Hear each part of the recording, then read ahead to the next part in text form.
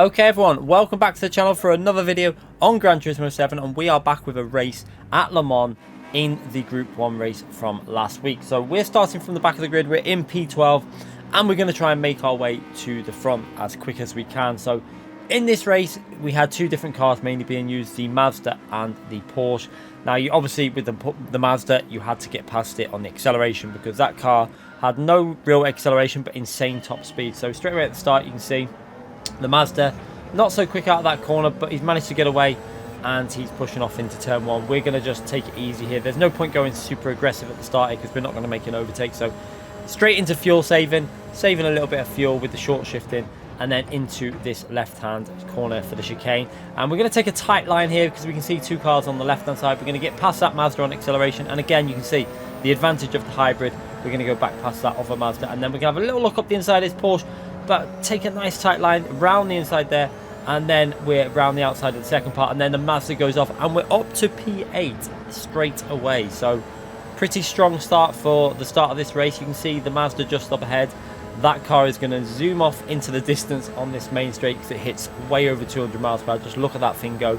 I do think PD might have made a mistake having to allowing these kind of cars to race with each other. It just caused a lot of chaos. But we're going to go into the braking zone again. You can see just having a little look down the left hand side. Can we go around the outside? Decided to brake early. Could see he was going to take the normal line, and then just tuck in behind him and get back into that fuel saving. So this race was a no stop race.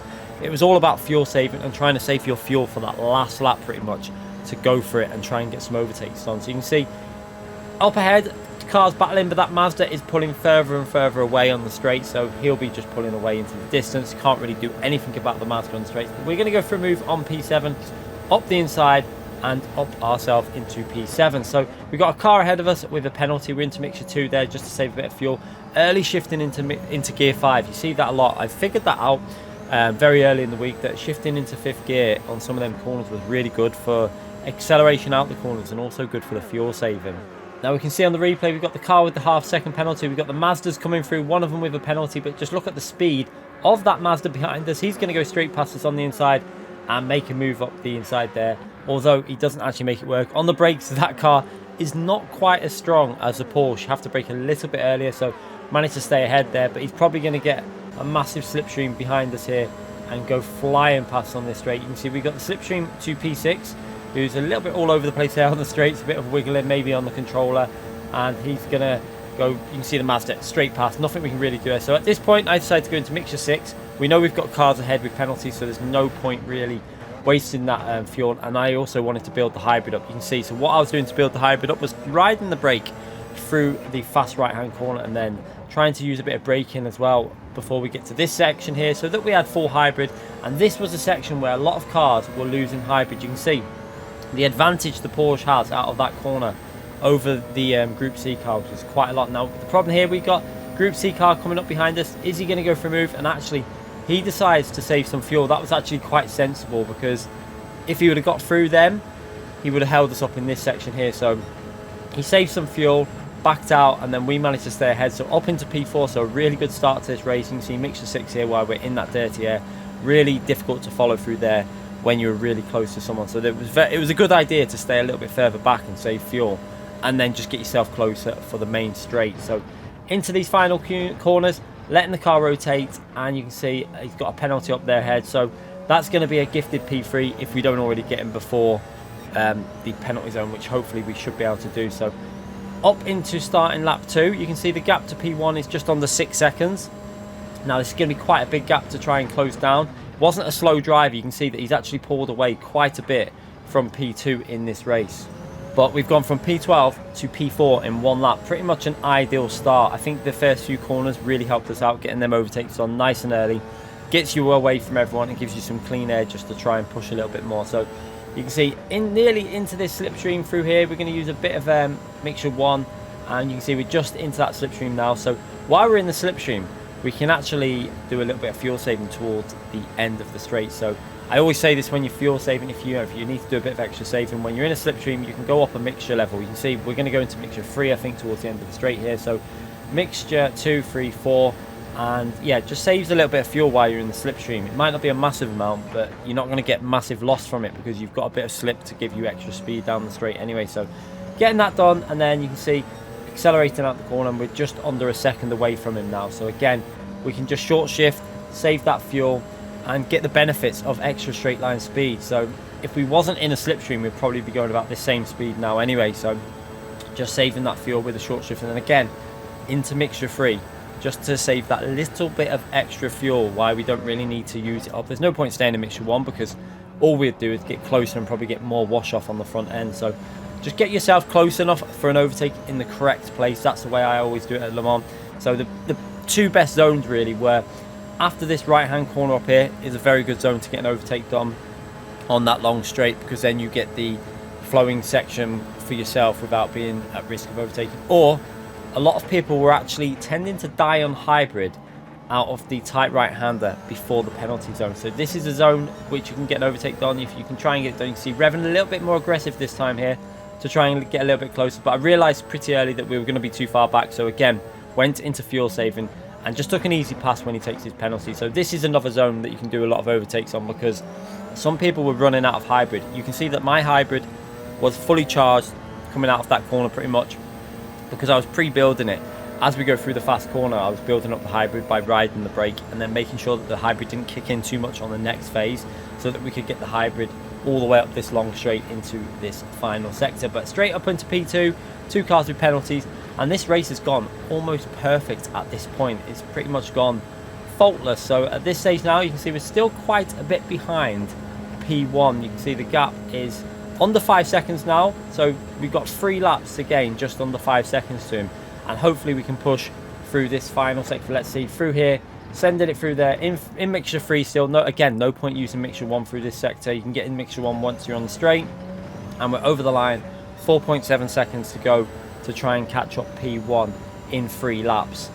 Now, one thing I could tell straight away by looking at the delta, I was paying attention to the deltas, because it's always a good idea to do this, is keep your eye on the delta to the car in front and try and figure out where they're weak, where they're gaining pace, where they're using their fuel. In a race like this, it's quite important, because then you can figure out where you're going to try and get your overtake done. So through here, I could tell we were gaining a little bit. We gained a bit through that fast corner, I think, because we did it quite well.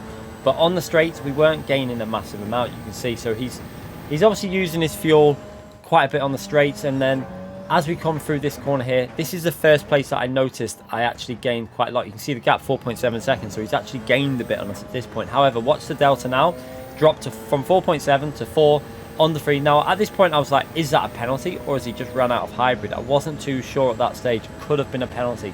But you can see, we can now see him just in the distance up there as we work our way through these corners. So back into fuel saving and getting a lot closer to P1.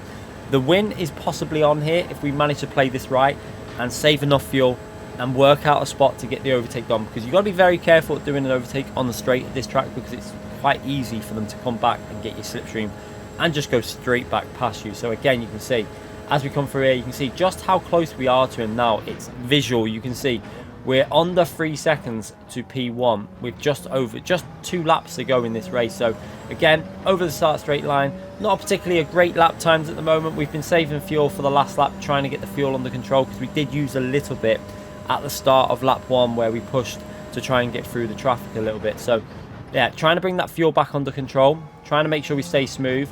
And now this is a section, again, you can see through here we're not actually gaining on acceleration too much. He's actually pulling away a bit in certain areas, but through here, can we manage to get a little bit closer through this section? Trying to use 6th gear as well, just to save that little bit of extra fuel, straight into 7th gear as well, so that we don't waste fuel in 6th gear. And you can see the gap is staying around 2.5 seconds. It was actually starting to increase a bit on the straight, so he was using his fuel up on the straight. So again, we've not really gained at all on that section of track. However, as we come through this right hand corner, keep an eye on the delta again.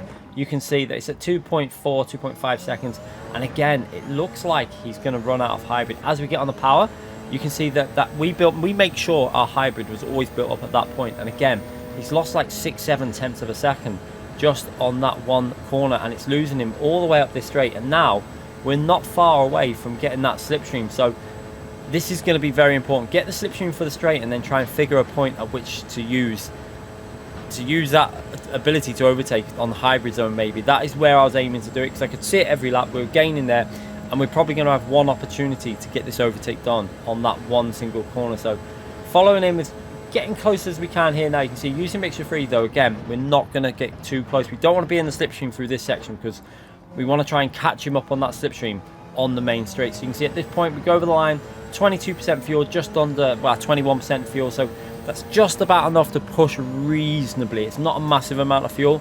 It was working out 20% a lap, so we had an extra 1% to go a little bit more aggressive on this lap. So through the first chicane, getting quite close here into the slipstream now. You can see we've managed to get that gap under the 1.5 seconds. So now at this stage, it's all about saving fuel, use the slipstream, and go for it on that hybrid zone. That's what the plan was, to try and save all our fuel on the straights and just basically utilize this slipstream so that we can try and make that move done on the hybrid zone. So you can see in gear 7 there, just to save a bit of fuel, you can see 1.1, 1.2 seconds behind him. He's obviously trying to keep us out of that close slipstream on the straights. He's pushing quite aggressively, but that's good for us because that's going to give him less fuel towards the end of the lap. So it's looking pretty good at the moment. But again, we've got to be careful where we go for an over. There's no point trying to get an overtake done on one of these first 2 straights because he'll simply just get the slipstream back past you. And you don't really want that. You want to time this perfectly. And I know that he's going to be very weak out of that right-hand corner because he's been weak out of it for multiple laps. He seems to be killing the hybrid and not restoring it properly. So that is going to be a very good opportunity. So you can see what I'm doing here. Into mixture free, I'm not even going to be concerned at trying to get an overtake done on this straight because if we do that, he's then going to get us on the next straight or the one after that. So save the fuel, get behind him, and just use the slipstream to save our fuel so that we can push once we do get past him, and then we can drive aggressively to the finishing line without him having the opportunity to get back past. So you can see, again, into gear 7, saving that fuel, and you can see we're actually getting close enough to, we could have actually thought about going for an overtake after the tight right-hand corner. However, like I say, it still opens up opportunities for him to get back past. So at this stage, you can see into this corner, using gear 3 there, a bit more acceleration, just trying to stay as close as we can, just so that we can steal short shift, using the revs out on 5th gear there to try and get a little bit closer. Now, I was thinking of going for a move here because it is possible, and it's one of the other good places to do it, but you can see he's using full throttle there. So he's using up the remaining bit of fuel that he's got to try and stay away at that section. So I decided to also just save some fuel, because if I save my fuel and build the hybrid up early, you can see putting in the braking inputs through the corner, making sure the braking inputs are going in all the way through the corner. We've restored that hybrid nicely there. So now we should be good to have full hybrid out of this right hand corner. And will he die on the hybrid again? Let's have a little look. So full hybrid deployment there, where it's obviously automatic, but we've built it up more than him, and you can see the advantage of doing that. Very simple. Built the hybrid up, made sure that we have more hybrid on the exit, and it just gives us an easy overtake and a very nice P12 to P1 in this race so far. All we've got to do now is make sure that we don't run out of fuel. So mixture 2 through here, we don't mind him getting close, because actually if he gets too close, it's actually going to be a benefit. And watch this, we let him get quite close, and just look at the wash off on the front end of his car. That is a perfect example of why PD really do need to get this sorted, because you should be able to follow a little bit easier than what you can do at the moment. It's so bad when you get close to another car. The car just has no grip at all, and that makes it easy for us, because we're going to go over the line with a very nice P12 to P1, and a little bit of a tactical way of doing it there. We understood where his weakness was, and we took advantage of it, and we finished with quite a decent time also from P12, considering we started at the back. So yeah, hopefully you enjoyed that video. Make sure you subscribe to the channel, give it a thumbs up, and I'll be back with more videos and live streams in the future. Bye everyone.